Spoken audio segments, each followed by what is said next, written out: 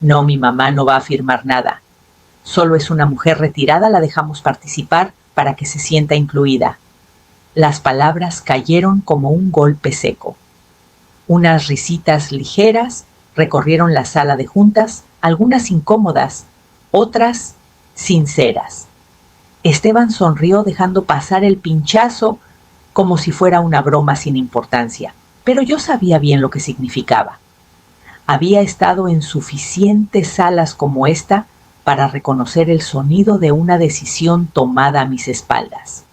Los documentos frente a mí llevaban mi nombre y el logo de Industrias Salazar, el legado que mi difunto esposo y yo construimos.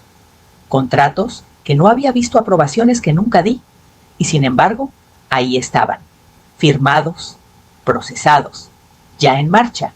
Miré a Esteban. Seguía sonriendo, confiado, cómodo, tal vez hasta un poco engreído.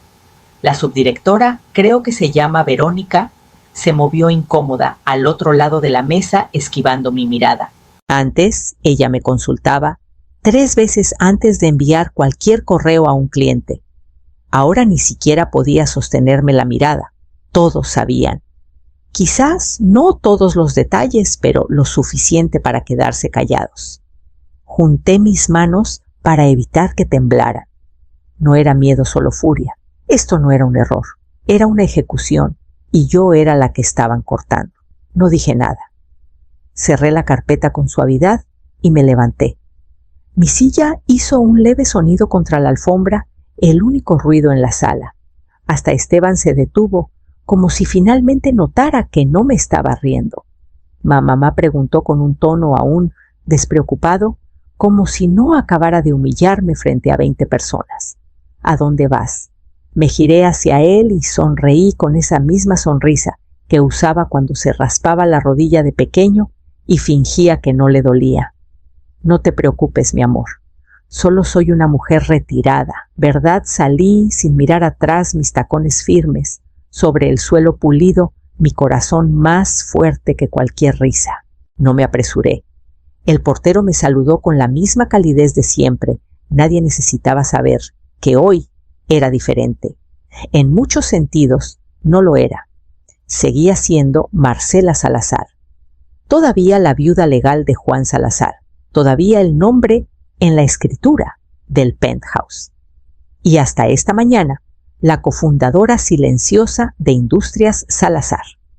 Pero Esteban había olvidado algo crucial. Nunca renuncié a mis derechos. Solo dejé de hablar. Dentro del penthouse, las luces me recibieron como un recuerdo. Todo estaba en silencio pulido en su lugar. Colgué mi chamarra, me quité los zapatos y caminé hacia el despacho que no usaba desde hacía casi un año.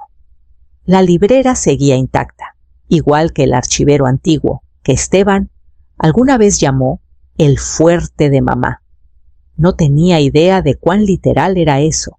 La llave de la caja fuerte seguía cosida en el forro de mi chamarra de invierno, donde la había escondido hace 10 años. Vieja costumbre. Una que me había salvado más de una vez. La caja estaba detrás del tercer panel, en la pared oculta bajo un cuadro que Juan compró para nuestro 20º aniversario. Un original de Frida Kahlo. A Esteban nunca le gustó, decía que era demasiado intenso, por eso lo conservé. El cerrojo se abrió con la resistencia de siempre. Metí la mano y saqué los únicos documentos que importaban ahora. El contrato original de propiedad. El testamento modificado de mi esposo, nombrándome como la principal accionista en caso de que algo le pasara. La firma de Esteban notariada y fechada, renunciando a sus derechos de voto a cambio de privilegios ejecutivos anticipados. Seguro lo olvidó. O tal vez nunca leyó con atención lo que le pedí que firmara después del funeral. El duelo vuelve tontos a los arrogantes. Todo estaba intacto. El papel no olvida. Y yo tampoco. A medianoche ya había hablado con Leonardo, mi abogado, y con Patricia, mi banquera personal. No necesitábamos alboroto. Necesitábamos silencio. Les dije qué mover, dónde congelar y qué reasignar. Todo con calma, sin ruido. Luego guardé los documentos, preparé un café como lo hacía Juan y me senté junto a la ventana mientras la ciudad se oscurecía. El martes pasado, Esteban llenó mi copa antes de que pudiera negarme. Recuerdo el tintineo de la botella contra el borde, cómo sonrió y dijo: «Toma, mamá, relájate. De todos modos, no entenderías estos números». Sofía soltó una risita suave, educada, ensayada. Siempre reía cuando Esteban quería que lo hiciera. Mis labios se curvaron en algo que podría pasar por una sonrisa, pero por dentro algo se rompió, porque sí entendía los números. Fui yo quien cubrió las primeras pérdidas de Esteban, cuando quiso abrir su brillante idea de una agencia de diseño con 2 amigos de la universidad y sin un plan para pagar nóminas. Pagué el alquiler cuando se les acabó el dinero. Firmé como aval para el préstamo de la segunda oficina cuando la primera quebró. Manejé los impuestos de la herencia cuando Juan murió, asegurándome de que Esteban no viera los papeles que lo habrían abrumado. Todo lo hice en silencio, sin pedir nada más que una cosa: respeto. En cambio, me convirtieron en un adorno. Cada cena familiar se volvió una presentación de negocios. Sofía siempre tenía una nueva oportunidad de marca o un canal de crecimiento que estaba explorando. Esteban hablaba de proyecciones a escala y tasas de quema, como si yo no hubiera estado revisando estados de resultados desde que él aprendía a escribir su nombre. Yo construí modelos de cadenas de suministro globales antes de que él tuviera LinkedIn. Y aún así, me daban palmaditas en la mano como si fuera una reliquia. Me servían mezcal para mantenerme complaciente. Se decían a sí mismos que era afortunada por estar incluida. Esa noche, después de la segunda copa, dejé de asentir.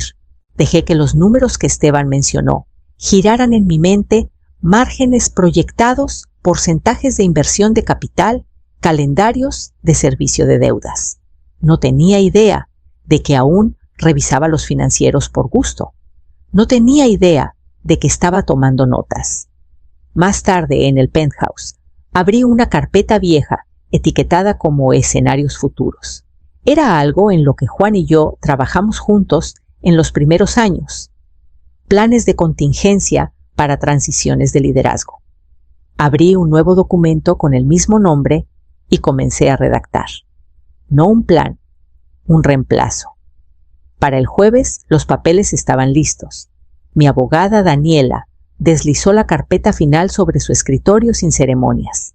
Una firma sencilla y cada activo que había protegido en silencio mis propiedades, la participación en la empresa, el penthouse, pasó a un nuevo fideicomiso con un solo nombre, controlador, el mío. Las líneas de crédito ligadas a los gastos operativos de la empresa reasignadas. Las cuentas que Esteban usaba para nóminas y cenas con clientes, ahora marcadas para supervisión bajo el fideicomiso. El contrato de renta de la oficina principal, firmado cuando Juan aún vivía, aún me tenía como garante principal. Esteban nunca lo actualizó. Nunca pensó que lo necesitaba. No le dije nada de esto. En cambio, respondí su correo matutino con un mensaje cálido maternal. Claro que puedes usar el penthouse para la fiesta. Me halaga que lo hayas pensado. Solo llegaré y sonreiré. No quiero estorbar en tu visión. Respondió con un pulgar arriba y una lista de contactos de proveedores. Siempre había sido descuidado con los detalles. Nunca verificaba qué cuentas pagaban, qué facturas. Nunca notaba cuando los saldos cambiaban de manos. Su arrogancia se había convertido en una especie de ceguera. Asumió que yo ya estaba fuera de todo esto, que al fin había soltado el control, y lo dejé pensar eso. Lo dejé contratar a los meseros, al cuarteto de cuerdas y al equipo de relaciones públicas que plantaría la cobertura del evento en la columna del domingo. Dejé que Sofía ordenara servilletas con sus iniciales bordadas. los dejé decorar la terraza del tejado, que aún era legalmente mío, hasta la última maceta. Observé todo desde la distancia sin interferir. Mi nombre no estaba en ninguna invitación, pero la base de todo el contrato de renta, el nombre de la marca, aún llevaba mi firma. Daniela me llamó el viernes por la mañana. Todo está listo, dijo. Todo está en la nueva estructura. No notarán el cambio, a menos que miren con mucha atención. No lo harán, le dije. Han dejado de mirar. Esa tarde me paré junto a la ventana viendo los camiones descargar cajas de mezcal y equipo de iluminación en mi vestíbulo. La fiesta de Esteban, su audiencia y mi escenario. El penthouse brillaba bajo luces suaves y cristal cuidadosamente dispuesto. Desde la terraza, la ciudad parecía rendirse ante la barandilla de vidrio. La voz de Esteban resonó por el sistema de sonido encantadora, relajada, confiada como si todo esto lo hubiera logrado él solo. «Estamos aquí por la visión», dijo levantando su copa ante aplausos dispersos. «Porque no aceptamos límites, porque creímos en el crecimiento. No hubo mención de mí, ni mi nombre, ni una mirada. Me quedé cerca del fondo medio oculta por un ficus que alguien había arrastrado desde el elevador de abajo. Mis tacones se hundían ligeramente en la madera, pero no me moví. El horizonte frente a mí no titubeó. Había visto mi nombre en la escritura más tiempo del que la mayoría de los presentes sabía escribir la palabra capital. Detrás de mí, la voz de Sofía flotó tan delicada como la copa de champán que sostenía. Debería estar agradecida de que la sigamos invitando. Lo dijo como si no estuviera a 1,5 metros de distancia, como si no pudiera escuchar cada sílaba. Me giré. Su sonrisa se desvaneció por un segundo. Levanté mi copa y caminé con calma entre la multitud. Cada paso firme. Las conversaciones se suavizaron, abriéndose instintivamente para dejarme pasar. Esteban estaba a mitad de una charla cuando llegué al micrófono. No esperé a que hicieran silencio. En realidad, dije con voz tranquila, «Este lugar es mío». Las palabras cayeron rápido. Las miradas se volvieron. Los celulares bajaron. Dejé que la pausa se alargara lo justo para que quedara claro que no bromeaba. «¿Y los documentos que acaban de repartir?», dije mirando directamente a Esteban ahora. «¿Querrán destruirlos?» «Ya no son válidos», parpadeó. La mano de Sofía se apretó en su brazo. «Estaré encantada de explicar todo», continué. «De preferencia en una sala con abogados». Luego di un paso atrás del micrófono, asentí una vez a la multitud y dejé mi copa vacía en una bandeja cerca de la barra. Detrás de mí, alguien susurró, «¡Espera! ¿Qué acaba de pasar?». Pero no me giré. Ya estaba caminando hacia el elevador donde el nuevo equipo de seguridad esperaba. El caos comenzó antes del amanecer. A las 7, mi abogada confirmó que los contratos de la fiesta ya eran nulos. A las 8, le pedí al administrador de la propiedad que cancelara la extensión del contrato de renta que Esteban firmó sin mi consentimiento. El departamento financiero del edificio intentó protestar hasta que envié la escritura original con mi nombre en letras grandes y claras. Eso terminó la conversación. A las 9 llamé al banco. Las tarjetas corporativas de Esteban estaban congeladas para las 10. Las cuentas de nómina y proveedores fueron movidas a acceso restringido bajo el nuevo fideicomiso. Lo descubriría pronto, probablemente cuando su próxima comida con un cliente fuera rechazada en la mesa. No le advertí. Las advertencias son para quienes no se ríen. Al mediodía, la oficina estaba susurrando. Mi nombre circulaba en tonos bajos por los pasillos, mitad incredulidad, mitad admiración. Algunos evitaban mi mirada cuando salí del elevador. Otros enderezaron la espalda como si un peso se hubiera levantado de sus hombros. No convoqué una reunión. No expliqué nada. La verdad, ya no necesitaba mi voz. Tenía documentos y fechas. A las 2 recibí un correo de Denise, mi antigua asistente ejecutiva. El asunto era una sola palabra: pruebas. Adjunto estaba un archivo contable confidencial. Transferencias del presupuesto de marketing de la empresa, montos redondos, recurrentes mensualmente dirigidos a un proveedor que no existía en ninguna lista oficial. El nombre de la cuenta era sutil, pero claro: Sofía & Coppertos Boutique Holdings. Miré los números un buen rato como quien estudia la forma de un moretón. No era solo traición, era robo. Y un robo descuidado, estúpido. Sin dudarlo, reenvié el archivo al equipo legal con un mensaje breve: procedan como discutimos. Revisión completa. Acción inmediata. Sin explicaciones. Sin emociones. A las 3 terminé mi café, cerré mi laptop y me puse la chamarra. No pasé por la oficina de Esteban. No necesitaba ver su cara para saber que el pánico había comenzado. El sonido de mis tacones contra el mármol fue el único ruido mientras salía del edificio hacia el viejo taller que aún llevaba el nombre de mi esposo. El viejo taller aún olía ligeramente a aserrín y lluvia. Había estado vacío por años, solo una carcasa de vigas de acero y concreto escondida detrás de una fila tranquila de bodegas en el sur de la ciudad. Juan solía pasar fines de semana enteros aquí, dibujando diseños en servilletas y caminando entre estructuras a medio construir. Después de su muerte, no pude venderlo. Ahora me alegraba de no haberlo hecho. El polvo era grueso, pero los cimientos eran fuertes. Había resistido 2 huracanes y sobrevivido a todos los desarrollos comerciales de la zona. Caminé despacio, mis dedos rozando el viejo banco de trabajo, el contorno de sus herramientas aún apenas visible, como un recuerdo que se niega a desvanecerse. A media tarde estaba al teléfono con una firma de diseño. Quiero paredes de vidrio. Dije: líneas limpias, acabados suaves. Y el nombre en la fachada, escrito completo: Salazar y compañía. No S&C, no S. Plasco. Sin abreviaturas. Quiero que se lea claro. Ofrecieron maquetas en una semana. Aprobé la primera.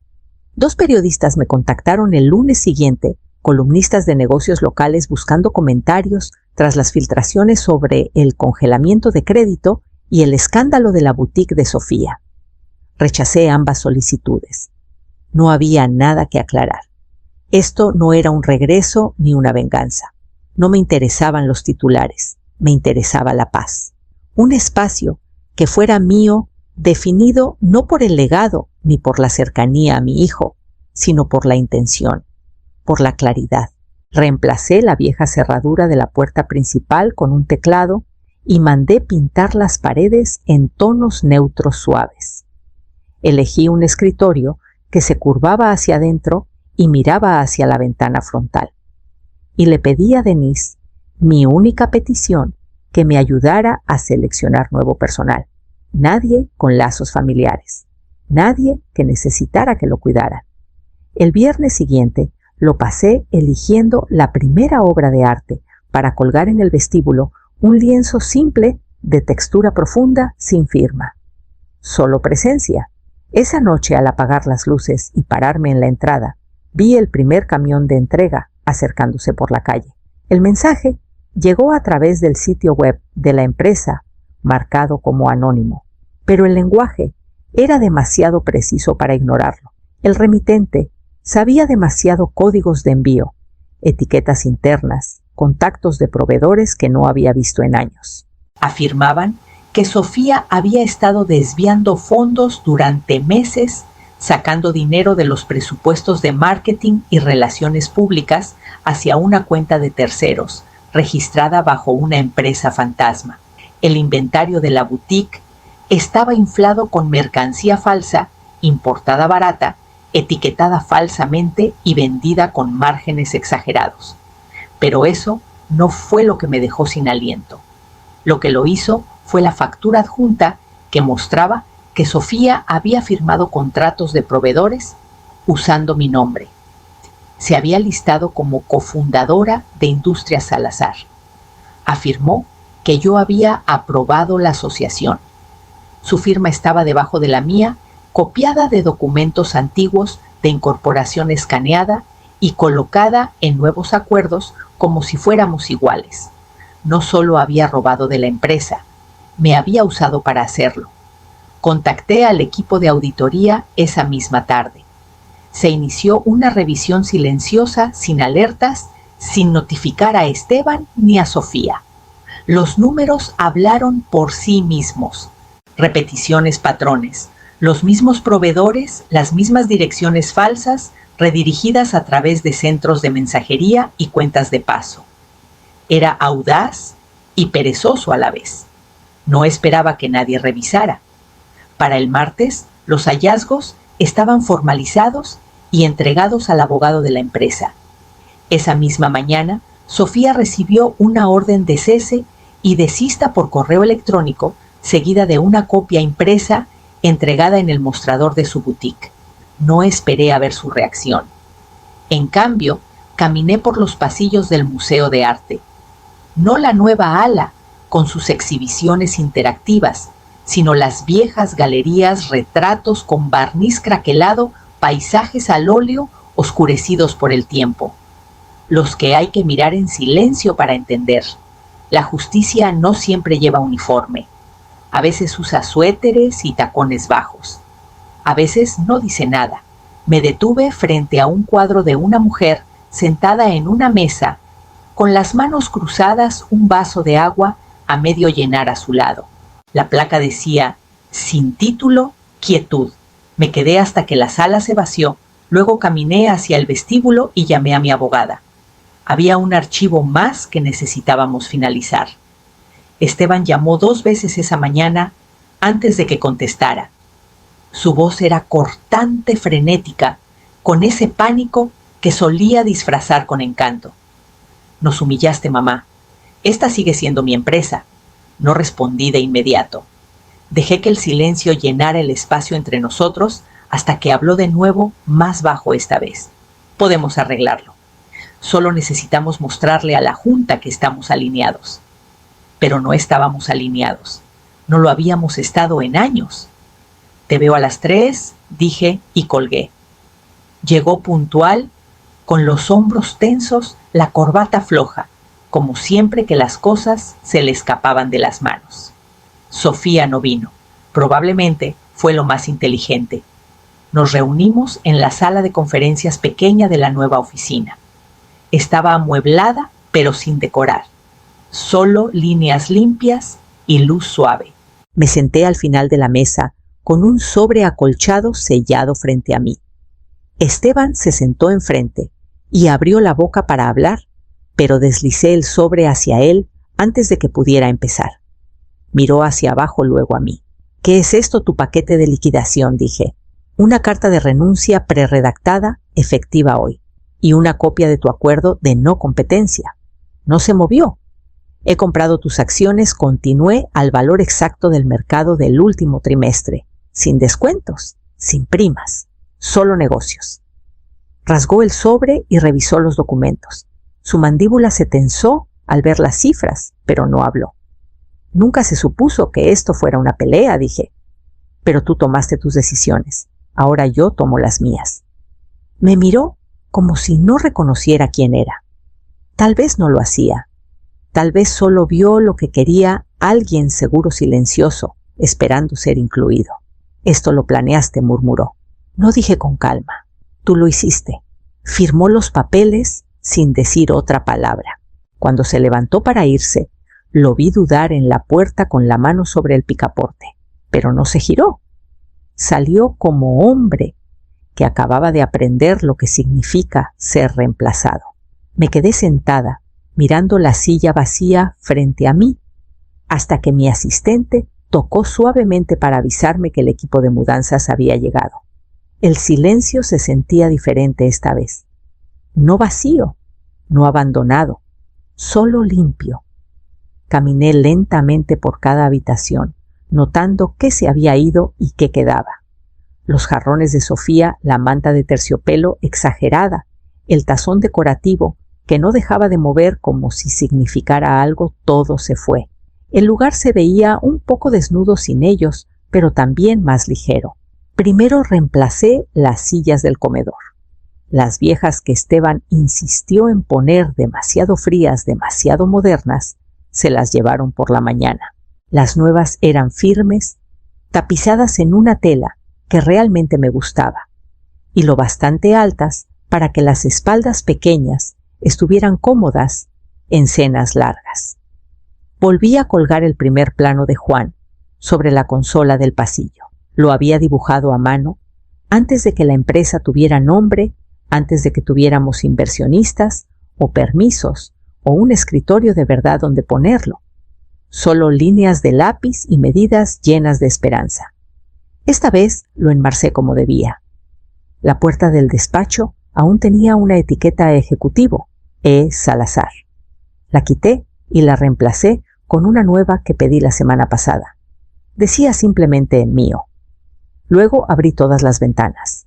La brisa trajo el aroma del envío del florista, tallos frescos, vibrantes y vivos. Los arreglé yo misma, como mi madre me enseñó cuando era niña, sin simetría, solo lo que se sentía bien. No llamé a nadie, no anuncié nada, no había nada que decir. Preparé un té y me senté junto a la ventana grande que daba al río, la misma vista que había mirado durante años, mientras mi nombre se desvanecía en la boca de otros. Ahora se sentía diferente. No necesitaba que el mundo recordara. Yo había recordado por mí misma. Sonó el timbre. Me levanté insegura de quién se molestaría en un día como este.